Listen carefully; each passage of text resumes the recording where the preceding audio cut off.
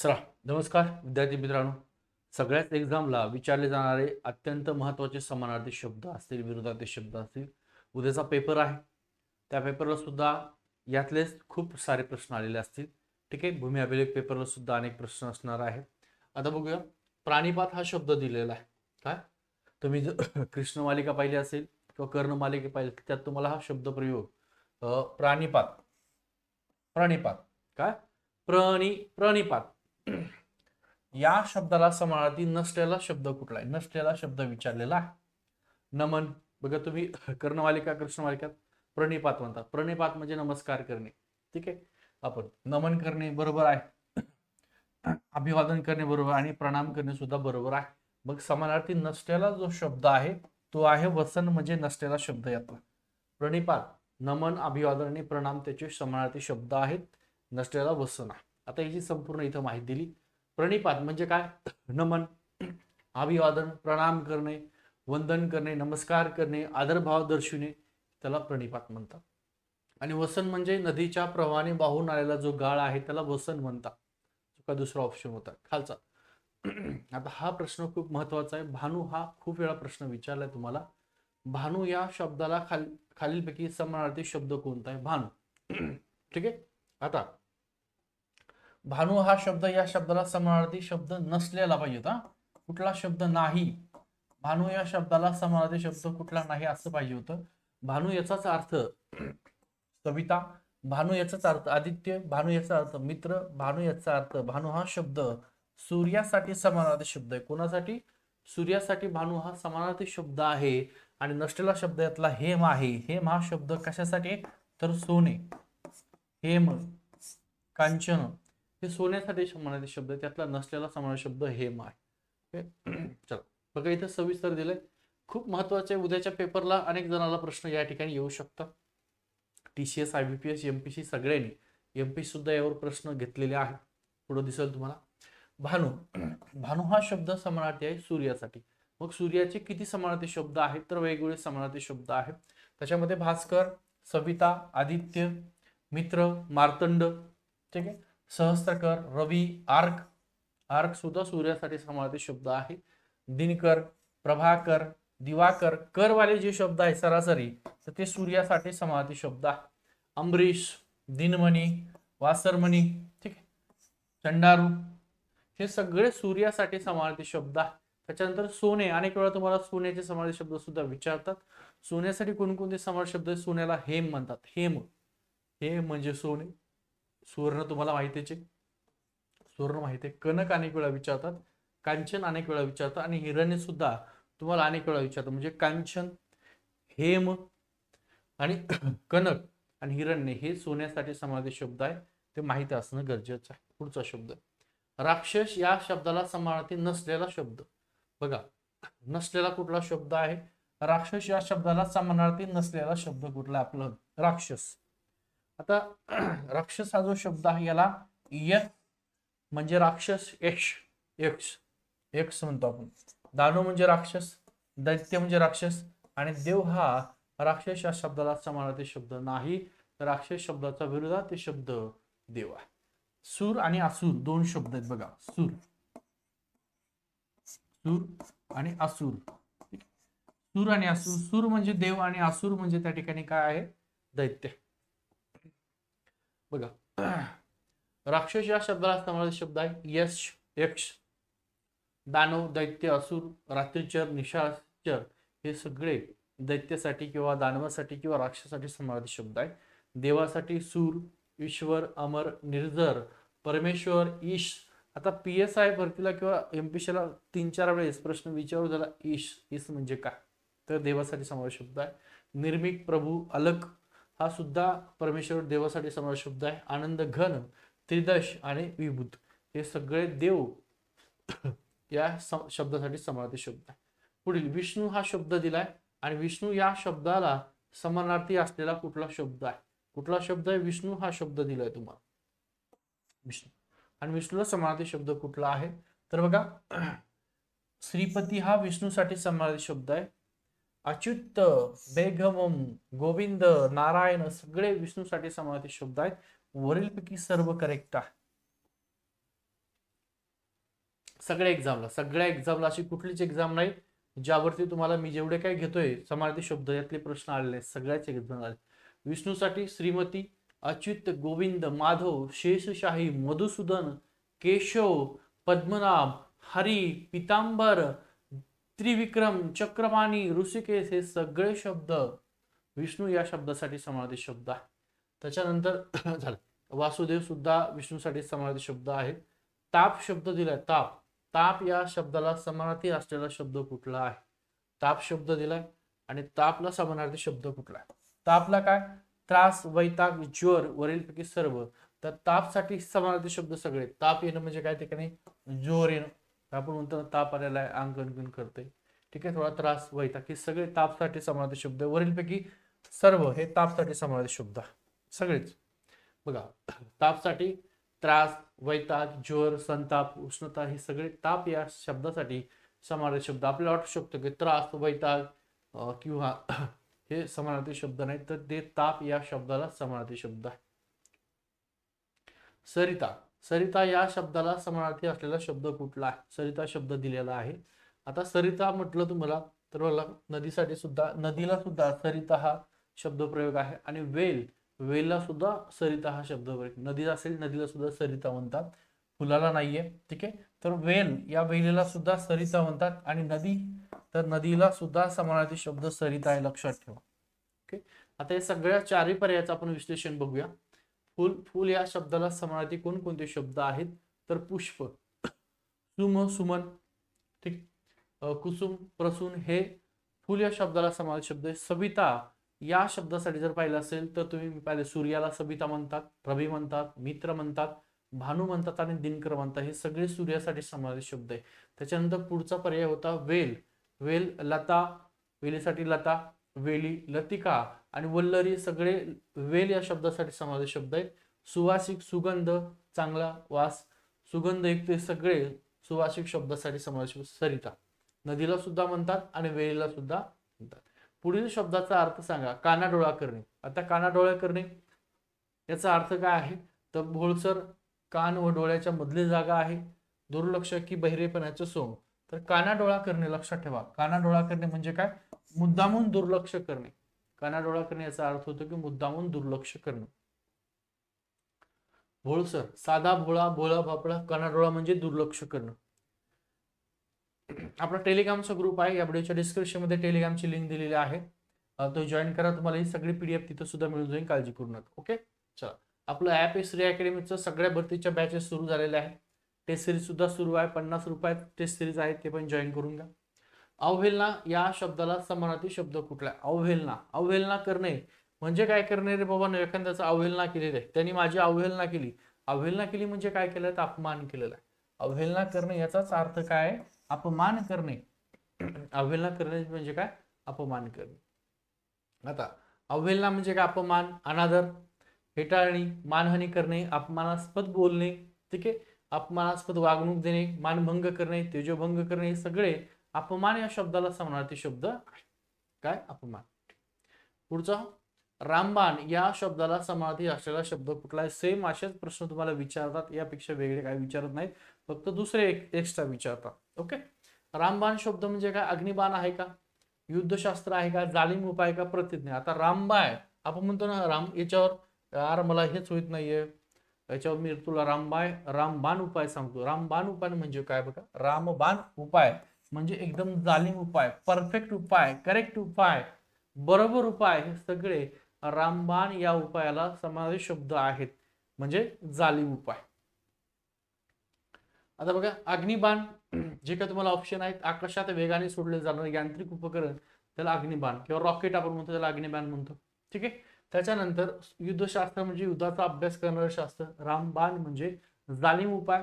आणि 4 नंबरचा ऑप्शन प्रतिज्ञा, शपथ, वचन, निर्धार, अनावाका घेणे किंवा करार करणे, हे सगळे शब्द प्रतिज्ञेसाठी समानार्थी शब्द. त्याच्यानंतर संज्ञान हा शब्द आहे, या शब्दाला समानार्थी असलेला शब्द कुठला आहे? आता इथं तुम्ही कन्फ्युज होऊ शकतात खूप मोठ्या प्रमाणात. बघा, संज्ञान दिलं तुम्हाला, संज्ञान म्हणजे तो अज्ञान आहे का? नाही, ज्ञानी आहे संज्ञान.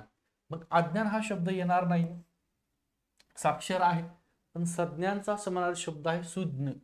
तज्ज्ञानचा समास शब्द आहे सुज्ञ, ना ज्ञान आहे ना साक्षर आहे, इथं तुम्ही कन्फ्युज होऊ शकता, लक्षात ठेवा. सज्ञान या शब्दाचा समास शब्द आहे सुज्ञ.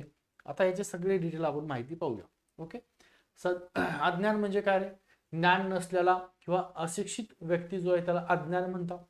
त्याच्यानंतर सज्ञान, सज्ञान म्हणजे शुद्ध, शुद्ध ज्याच्याकडे शुद्ध शहाणा आहे, जाणता आहे, त्याला सज्ञान म्हणतात.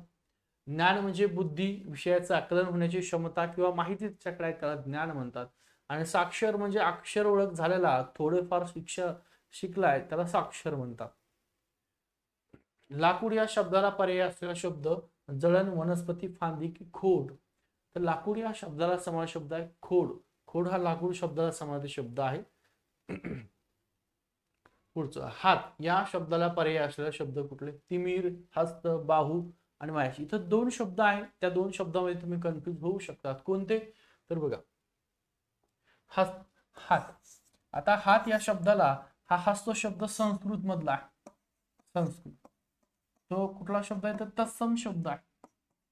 तत्सम शब्द आहे. तत्सम म्हणजे संस्कृत मध्ये जशाला तसे आलेले. ठीक आहे. आणि हात हा शब्द तद्भव शब्द आहे. हात हा तद्भव शब्द आहे.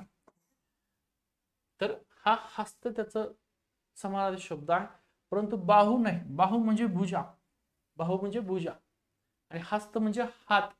भुजा मग ही पण भुजा आली, ही पण भुजा आली. ठीक आहे. पण हस्त म्हणलं की फक्त हात म्हणजे हस्त, हात एकच हा. ठीक आहे. हात कुठला आहे, पण भुजा हा, बाहू हा हात या शब्दाला समानार्थी शब्द नाही, लक्षात ठेवा. ओके. मग याला हस्त हा समानार्थी शब्द आहे. कशाला? हात या शब्दाला. आता बघा, हात या शब्दाला हस्त, भुज, पाणी, पाणी पण पहिलं पाणी असेल तर ते हातासाठी समास शब्द. बघा, पाणी, हे पाणी जो शब्द आहे पहिला, तर याचा अर्थ हात होतो. आणि हा जो पाणी शब्द आहे तर याचा अर्थ होतो पिण्याचं पाणी. पिण्याचं पाणी, हा पाणी पहिली व्हॅलिटी घेतली तर हा पाणी म्हणजे कर म्हणजे हात. ठीक आहे. तिमीर म्हणजे अंधार, अंधकार, अंधत्व. आणि बाहू म्हणजे दंड, भुजा, दंडभुजा, हे बाहू शब्दासाठी समास शब्द आहे. त्याच्यानंतर वायस, वायस म्हणजे कावळा, काक, एकाश, हे कावळ्यासाठी समास शब्द आहे. आर्नो, आर्नो या शब्दाला समास शब्द कुठला? तर आर्नो याचा अर्थ होतो समुद्र. आर्नो काय? आर्नोचा अर्थ होतो समुद्र. आर्नो या शब्दाचा अर्थ आहे समुद्र. मग समुद्र हा जो शब्द आहे, या समुद्र शब्दासाठी समानार्थी खालीपैकी कुठले शब्द आहे? बघा, सुज्ञ तर आपण आताच पाहिलेला आहे, सुज्ञ हा शब्द नाही. सुवर्ण म्हणजे त्या ठिकाणी काय? सोनं. मग त्या सोन्यासाठी वेगवेगळे शब्द आहेत. त्याला कनक सुद्धा म्हणतात, कांचन सुद्धा म्हणतात. ठीक आहे. हेम सुद्धा म्हणतात. हे सगळे सोन्यासाठी शब्द आहेत, सुवर्ण. ठीक आहे. आपल्याला विचारलंय आर्नव, आत्मजा मुलीसाठी म्हण. तर आर्नव या शब्दाचा अर्थ समुद्र, आणि समुद्राला समानार्थी शब्द आहे रत्नाकर, पयोधी.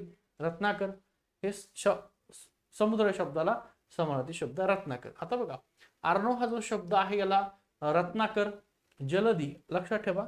इथं तुम्हाला एक ट्रिक सांगतो. बघा, जल शब्द दिलाय, जल. ठीक आहे.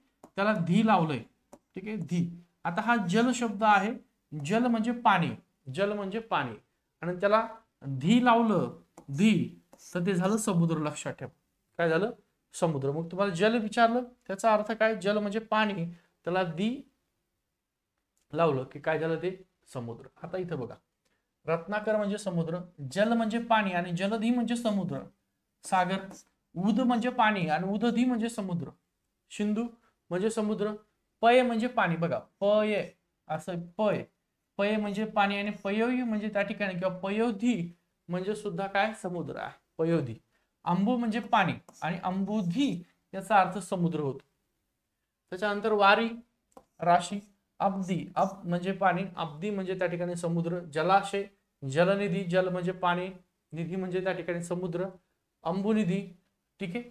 आणि सरितपती, हे सगळे समुद्र या शब्दासाठी पर्यायी शब्द आहे. उद्याचा पेपरमध्ये यातलेच भरपूर प्रश्न तुम्हाला आलेले दिसतील. सुज्ञ हा शब्दाला सज्ञान किंवा शहाणा, आपण आता सुज्ञ पाहिलेला आहे. सुवर्ण पाहिला आपण, सुवर्णाला सोने म्हणतात, त्यालाच पर्यायी शब्द आहे हेम. हेम अनेक वेळा विचारलंय तुम्हाला, कनक अनेक वेळा विचारलंय, कांचन अनेक वेळा विचारलेला आहे. हे तीन शब्द महत्वाचे, लक्षात ठेवा. हेम, कनक आणि कांचन. कारण खूप वेळा यावर प्रश्न विचारलेले आहेत. आणि होम नावाचा एक शब्द आहे, तो सुद्धा सोन्यासाठी समानार्थी शब्द आहे. त्याच्यानंतर आत्मजा, आत्मजा म्हणजे मुलगी, मुलगी, मुलगीला समानार्थी शब्द आहे कन्या, मुलगी, सुता, दुहिता, तनया, तनुजा, नंदिनी आणि कन्यका. आता बघा, कन्या, आत्मजा, आत्मज म्हणजे मुलगा, आत्मज, आत्मज, आत्मजा म्हणजे मुलगा, मुलगी, आणि आत्मज म्हणजे मुलगा, सुता म्हणजे मुलगी आणि सूत म्हणजे मुलगा, तनय म्हणजे मुलगा, तनया म्हणजे मुलगी, तनुज, तनुज म्हणजे मुलगा, तनुजा म्हणजे मुलगी. ठीक आहे, हे एक पर्यायी शब्द आहेत, समानार्थी शब्द एकमेकाला. सुभाग्य या शब्दासाठी पर्याय असलेला खालीपैकी कुठला शब्द आहे? सुभाग्य हा शब्द दिलेला आहे. तर याच्यावरून तर सरळ सरळ आहे, सुभाग्याला एकच इथं ऑप्शन तुम्हाला दिसतंय. सुभाग्य म्हणजे चांगलं भाग्य, म्हणजे त्या ठिकाणी कसं आहे, भाग्यवान व्यक्ती आहे, भाग्यवान जे कोण असतील ते भाग्यवान आहे, हा समानार्थी शब्द त्याला. मनमोहक नाही, सुंदर नाही, रमणीय नाही. सुभाग्य म्हणजे भाग्यवान, भाग्यवंत आहे, भाग्यशाली आहे, नशीबवान आहे. ठीक आहे, आणि सुंदर म्हणजे रमणीय आहे, मोहक आहे, ही सुंदर साठी समानार्थी शब्द आहे. वारू हा शब्द अनेक वेळा तुम्हाला विचारलेला आहे, वारू. ठीक आहे, वारू, वारू हा शब्द कशासाठी समानार्थी शब्द आहे? तर वाऱ्यासाठी नाहीये, चरणारा नाही, चार चाकीने. वारू म्हणजे घोडा, घोड्यासाठी हा समानार्थी शब्द आहे. आणि सगळे एक्झाम साधारणतः तुम्ही जर पाहिलं असतं तर घोडा या शब्दावर अनेक प्रश्न तुम्हाला समानार्थी विचारले, वारू, हय, तय. ठीक आहे, हे घोड्यासाठी समानार्थी शब्द. आता घोड्यासाठी कोणकोणते समानार्थी शब्द आहे?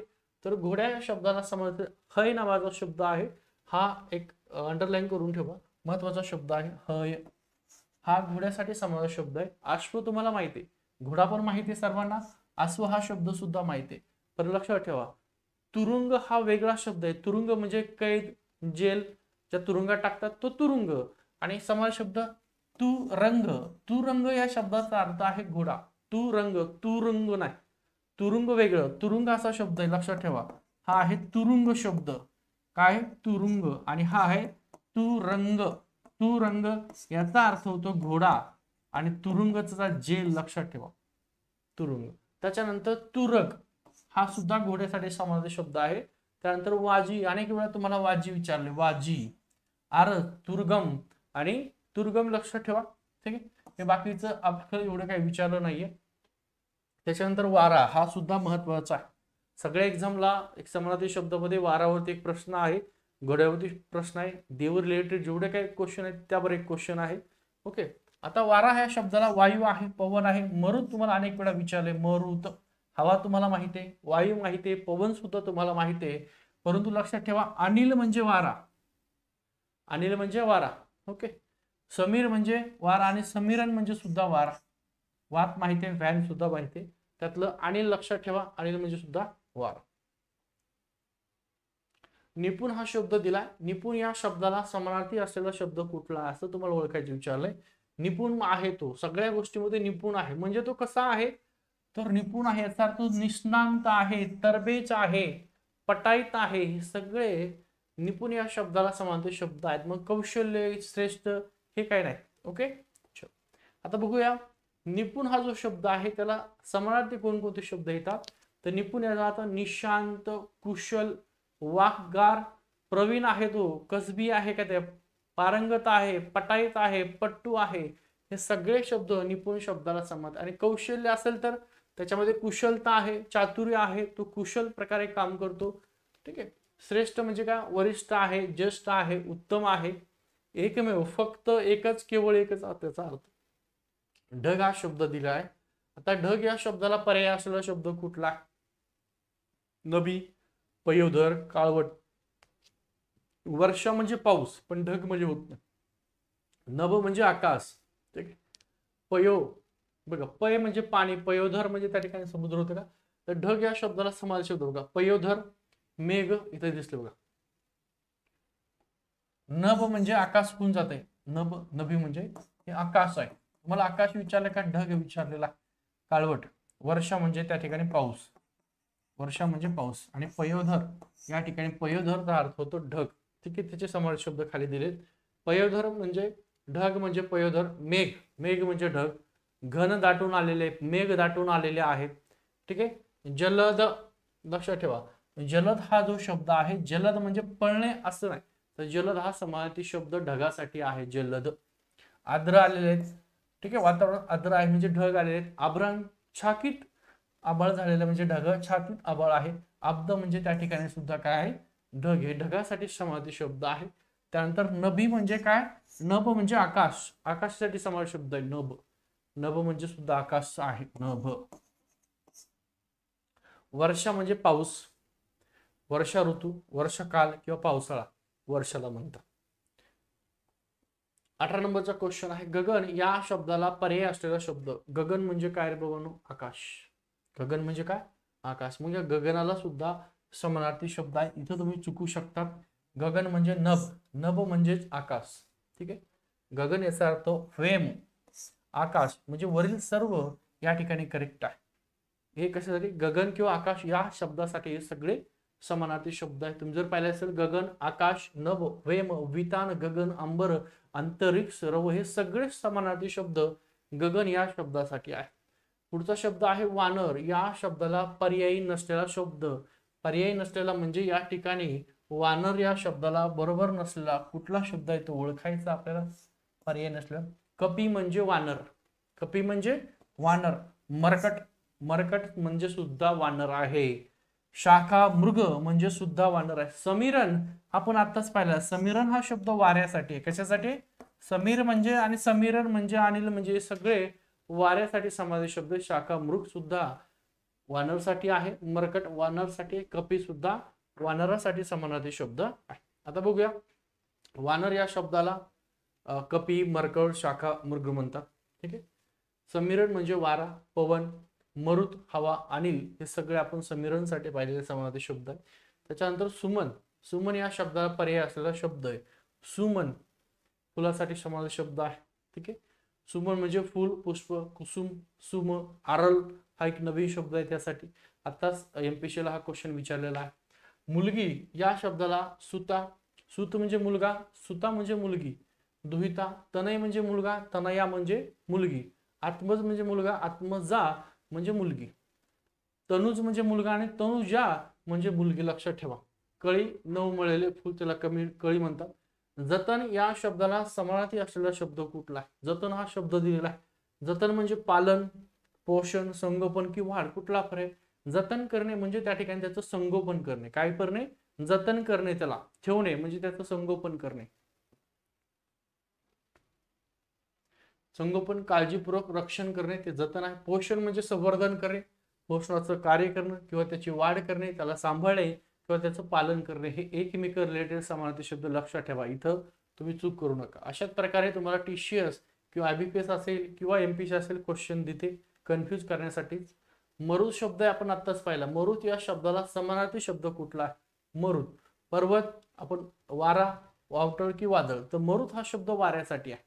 मरुत हा शब्द वारा या शब्दाला समानार्थी शब्द आहे. बघा, वारा, पवन, समीर, समीरण, फॅन हे सगळे वाऱ्यासाठी समानार्थी शब्द आहेत. मरुत सुद्धा त्याचाच एक आहे. पर्वत या शब्दाला गिरी, अचल. बघा, अचल लक्षात ठेवा, कारण हा खूप वेळा प्रश्न विचारलाय. अचल, सैल, आद्री आणि नग हे सगळे पर्वत या शब्दासाठी समानार्थी शब्द आहेत. त्यानंतर वावटळ, वाऱ्याचं काय, भोवरा किंवा तुफान, वादळ, तुफान किंवा ते मोठं वादळ, त्याला काय म्हणतात, सगळ्यांना वावटळ म्हणतात. ओके, चल, हे महत्वाचे क्वेश्चन आपण घेतलेले आहेत. बाकी काय असेल तर आपण उद्याच्याला ते घेऊया. मग आहे, मग म्हणजे काय, नंतर. थोडं फास्ट घेतो. ओके, मग म्हणजे नंतर. मधुर हा शब्द आहे. मधुर या शब्दाला समानार्थी शब्द कुठला आहे, तर गोड. गोड म्हणजे मधुर. आपले बॅच सुरू झालेले आहे. आपलं श्री अकॅडमीचं ऍप आहे. हा व्हिडिओ आहे, या व्हिडिओच्या डिस्क्रिप्शन मध्ये श्री अकॅडमीची लिंक दिलेली आहे. तिथे जाऊन क्लिक करून ऍप डाउनलोड करून घ्या. त्यात वेगवेगळ्या बॅच आहेत त्या जॉईन करा. आपला टेलिग्रामचा ग्रुप आहे, या व्हिडिओच्या डिस्क्रिप्शन मध्ये टेलिग्राम ग्रुपची सुद्धा लिंक दिलेली आहे. तो सुद्धा ग्रुप जॉईन करा. महत्त्वाच्या अपडेटेड चालू घडामोडी असतील, महत्त्वाचे क्वेश्चन असतील, ते सगळे आपण टेलिग्रामवरती घेत असतो. मधुर म्हणजे गोड, रुचकर, रसाळ, स्वादिष्ट. नाव, वस्तूचे, पदार्थाचे, प्राण्याचे नाव तर माहिती तुम्हाला, कीर्ती आहे. कडू म्हणजे, ठीक आहे, निर्मळ म्हणजे स्वच्छ. आता वीट या शब्दासाठी समानार्थी असलेला शब्द. आता हा MPSC ला क्वेश्चन विचारलेला आहे आणि MPSC याचं वित बघा, मला वीट आलाय म्हणजे मला तिरस्कार आहे का, कंटाळा आलाय. मला वीट आलाय म्हणजे कंटाळा आलाय, पण याला समानार्थी शब्द वीट साठी तिरस्कार सुद्धा आहे, तिटकारा सुद्धा आहे, ठीक आहे. परंतु एमपीएससीने याचं उत्तर दिलं का, वीट हा शब्द याला समानार्थी शब्द एमपीएससीने त्याला कंटाळा, मला खूप वीट आलाय रे, मला खूप वीट आलाय म्हणजे काय, कंटाळा आला, एखाद्या कामाचा खूप वीट आलेला आहे, एखादी गोष्ट वारंवार तीच खाता, खूप वीट आला ते खाऊन, म्हणजे काय आलाय तर कंटाळा आलेला आहे, सर्व त्याचा अर्थ. आणि एमपीने सुद्धा याचं हेच उत्तर दिलंय. परंतु तिटकारा, तिरस्कार, कंटाळा हे आणि वीट हे एकमेकाचे समानार्थी शब्द आहे. ठीक आहे. उपवास या शब्दासाठी पर्याय खालीपैकी कोणता नाही, म्हणजे उपवास हा जो शब्द दिलाय त्यासाठी खालीपैकी कुठला शब्द पर्यायवाचक नाही. ठीक आहे. उपवास, उपवास लक्षात ठेवा शब्द दिलाय आणि कुठला नाही त्या ठिकाणी. ओके. उपास हा आहे समानार्थी, उपवासासाठी उपास हा समानार्थी आहे, उपोषण सुद्धा समानार्थी आहे, लंघन तुम्हाला वाटत लंघन इथं चूक करताना, तर लंघन सुद्धा हा शब्द सुद्धा समानार्थी आहे उपवाससाठी. परंतु हा उपहास शब्द आहे, उपहास करणे, एखाद्याचा उपहास करणे, लक्षात ठेवा. उपवास, उपास आणि उपहास या शब्दामध्ये खूप फरक आहे. एखाद्याचा उपहास करणे, उपवासला उपास, उपोषण आणि लंघन हे समानार्थी शब्द एकमेकाला. आता याचं संपूर्ण डिटेल बघा, इथं विश्लेषण तुम्हाला दिलंय. उपवास म्हणजे काय, उपास, लंघन गोल करून ठेवा, लक्षात ठेवा महत्वाचा शब्द आहे. उपोषण, निराहार आणि अनशन हे उपवासासाठी समानार्थी शब्द आहेत. आणि उपहास करणे म्हणजे एखाद्याचा उपवास केला, एखाद्याची चेष्टा करणे, थट्टा करणे, एखाद्याची निंदा करणे किंवा निर्भत्सना करणे, हे सगळे कशासाठी, उपहास या शब्दासाठी पर्यायवाचक शब्द आहेत. त्यानंतर लंघन हा केवळ पाणी पिऊन करावयाचा उपवास आहे. ठीक आहे, त्याला लंघन म्हणतात, तो सुद्धा उपवासाचा एक प्रकारचा आहे. खालीलपैकी समानार्थी शब्दाबद्दल चुकीची जोडी कुठली आहे. आता इथं तुमचे खूप सारे प्रश्न समानार्थी क्लिअर होतील, खूप सारे प्रश्न कसे क्लिअर होतील बघा. तुम्हाला कुठली चुकीची जोडी ओळखायची. अनल हा जो शब्द आहे, अनल शब्द याचा अर्थ विस्तो, करेक्ट आहे. पावक हे पावक आहे. अग्नी आणि वन्नी हे पण करेक्ट आहे. घर, घराला समान शब्द सदन आहे, भवन आहे, ग्रह आहे आणि आलय सुद्धा आहे. अमृत हा शब्द आहे, अमृताला सुद्धा हा समानार्थी शब्द आहे. पियुष म्हणजे सुद्धा अमृत आहे, रस म्हणजे सुद्धा, आणि निरंजीव नाही, चिरंजीव नाही, हा रस चिरंजीव एक मिनिट. ठीक, रस हा शब्द अमृतसाठी समानार्थी नाहीये बरं का, रस नाही. चंद्रसाठी इंदू, सुधाकर, हिमांशू आणि शशी हे सगळे चंद्रासाठी समानार्थी आहे. फक्त पर्याय क्रमांक 3 मध्ये सुधा म्हणजे अमृत आहे, पियुष म्हणजे अमृत आहे, चिरंजीव सुद्धा, परंतु रस म्हणजे अमृत नाही, म्हणजे इथं हा 3 नंबरचा ऑप्शन तुमचा चुकीचा आहे. आता सगळ्या प्रश्नाचं आपण करेक्ट उत्तर या ठिकाणी घेऊया. बघा, अग्नी म्हणजे काय रे बाबांनो, अग्नी म्हणजे अनल. आता या दोन शब्दामध्ये महत्वाचं कन्फ्युज करू नका, लक्षात ठेवा. अनल शब्द तुम्हाला दिलाय अनल, आणि दुसरा तुम्हाला शब्द देतो मी अनिल. दुसरा कुठला, अनिल. पहिलं नीट किंवा दुसरं नील, ठीक आहे, दुसरं पहिलं नी अनिल. अनिल हा शब्द आहे, लक्षात ठेवा. अनिल या शब्दाचा अर्थ होतो वारा, आणि अनल या शब्दाचा अर्थ होतो विस्तो, किंवा त्याला आपण काय म्हणू, अग्नी म्हणू, विस्तो किंवा अग्नी. हे दोन शब्द ते लक्षात ठेवा. अनल याचा अर्थ होतो अग्नी, विस्तो, आणि अनिल या शब्दाचा अर्थ होतो वारा. तर अग्नी या शब्दाला समानार्थी शब्द आहे अनल, विस्तो, पावक, पावक सुद्धा अग्नि या शब्दाला समानार्थी. वन्नी, वैशानर, अंगार, हुताशन, सिकी. ठीक आहे, सिकी सुद्धा एकदा विचारलाय, हा सुद्धा अग्नीसाठी समानार्थी शब्द आहे. त्याच्यानंतर घर शब्दाला पाहिला पण सदन, भवन, ग्रह, आलय, गेह, निवास, धाम, निकेतन, आगर. ठीक आहे, आगार म्हणतो ना आपण, आगार एसटीचा आगार आहे, तसं आगारला सुद्धा घराचा समावेश शब्द आहे. भुवन हा सुद्धा घराचा समावेश शब्द आहे. अमृत या शब्दाला पियुष सुद्धा, ठीक आहे, समावेश शब्द आहे. रस म्हणजे काय, द्रव, चव, रुची, स्वाद, शृंगाराची 9 रस जे वेगवेगळे त्या रसामध्ये. चिरंजीवी म्हणजे कन्यासाठी चिरंजीवी शब्द आहे, कधी कधी अमृतसाठी वापरतात. चंद्र या शब्दाला समावेश शब्द आहेत. इंदू, सुधाकर, हिमांशू, शशी, विदू, सोम, सुधांशू, निशानाथ, रजनीनाथ, शशांक, शुभ्रांशू चंद्रासाठी आहे. चिरंजीवी हा शब्द कन्यासाठी, लक्षात ठेवा. आणि इथं अनिल म्हणजे वारा आणि अनल म्हणजे अग्नी, हे पण लक्षात ठेवा, खूप महत्वाचं आहे. व्हिडिओ आवडला तर व्हिडिओ लाईक करा, शेअर करा, सबस्क्राईब करायला अजिबात त्या ठिकाणी विसरू नका. ओके, चला, उद्याच्या पेपरमध्ये यातले खूप सारे प्रश्न तुम्हाला आलेले दिसतील. टेलिग्रामचा ग्रुप आहे, सर्वांनी जॉईन करा. या व्हिडिओच्या डिस्क्रिप्शन मध्ये त्याची लिंक दिलेली